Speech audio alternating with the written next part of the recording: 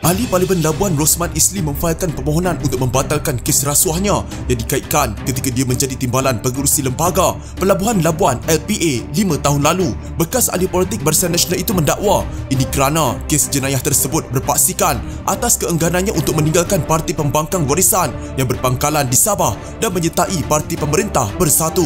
Rosman 58 selaku pemohon memfailkan permohonan itu semalam menerusi Tetuan Law Practice of Rafiq dengan menamakan pendakwa raya sebagai responden. Pihak media memperoleh notis permohonan daripada Peguam Muhammad Rafiq Rashid Ali yang mewakili Rosman selepas pengurusan kes itu hari ini di hadapan Hakim Mahkamah Session Rozina Ayub. Berdasarkan permohonan itu, dia juga memohon supaya prosiding kesnya di Mahkamah Session digantung sementara sehingga selesai permohonan tersebut. Permohonan itu dibuat antaranya atas alasan pertuduhan di bawah Seksyen 23/1 Akta Suruhanjaya Pencegahan Rasuah Malaysia SPRM 2009 yang dikenakan terhadapnya tidak berasas sama ada dari segi fakta maupun perundangan dan dilakukan dengan niat jahat selain menyalahgunakan proses mahkamah. Pada 14 Oktober lalu, Rosman didakwa atas pertuduhan rasuah yang mendakwa dirinya menggunakan jawatannya ketika itu untuk mendapatkan kontrak kerajaan untuk sebuah syarikat yang dikatakan mempunyai kepentingan yang dikaitkan dengan bapa dan adik lelakinya. Semasa sidang media sejurus selepas dia didakwa, tertuduh mendakwa pertuduhan yang dikenakan adalah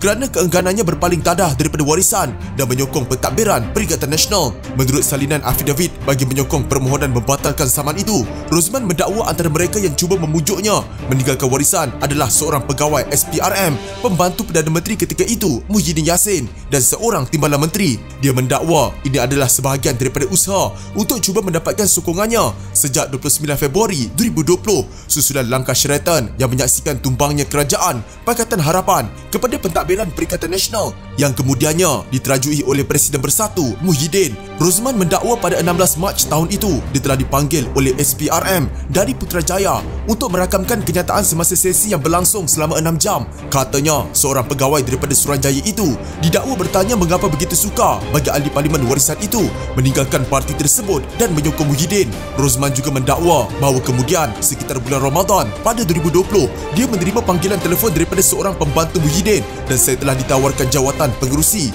Perbadanan Labuan dengan syarat saya menyertai parti PPBM Bersatu dan meninggalkan Parti Warisan Sabah. Ahli Parlimen Labuan itu mendakwa pada masa yang sama pembantu itu memberi ugutan bahawa dia akan diheret ke mahkamah jika menolak tawaran tersebut. Rosman mendakwa pada pertengahan Mac tahun lalu dirinya dihubungi oleh seorang pegawai dari ibu pejabat SPRM untuk memberikan tarikh lapang untuk dihadapkan ke mahkamah. Dakwanya pada keesokan hari dia menerima panggilan telefon daripada seorang kawan dari Sabah yang menawarkan untuk membantunya bagi memastikan SPRM tidak meneruskan kes terhadapnya dengan syarat dia menyertai Bersatu dan menyokong Muhyiddin. Namun menurut Rosman, dia menolak tawaran tersebut ketika berjumpa kawannya itu di Kota Kinabalu pada 23 Mac tahun lalu. Ahli Parlimen Labuan itu juga berhujah bahawa beberapa hari selepas itu seorang timbalan menteri memanggilnya untuk berjumpa rakannya di SPRM yang didakwa boleh membantunya daripada diheret ke mahkamah. Pemohon mendakwa dia turut menolak tawaran tersebut. Tertuduh mendakwa beberapa hari selepas itu dia diberi notis mengejut untuk menghadiri pemeriksaan oleh SPRM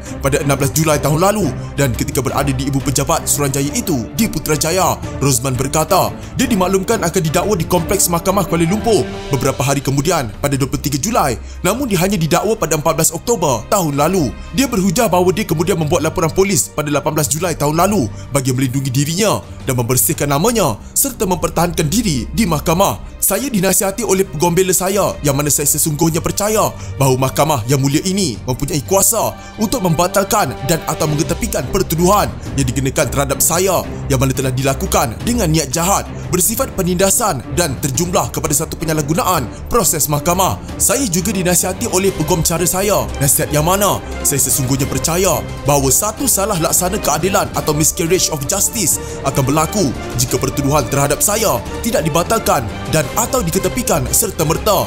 Ia akan memberi kesan kepada rakyat dan pengundi-pengundi di Labuan bahawa seolah-olah saya berhadapan dengan kesalahan jenayah, kata Rosman dalam afidavit yang ditandatanganinya.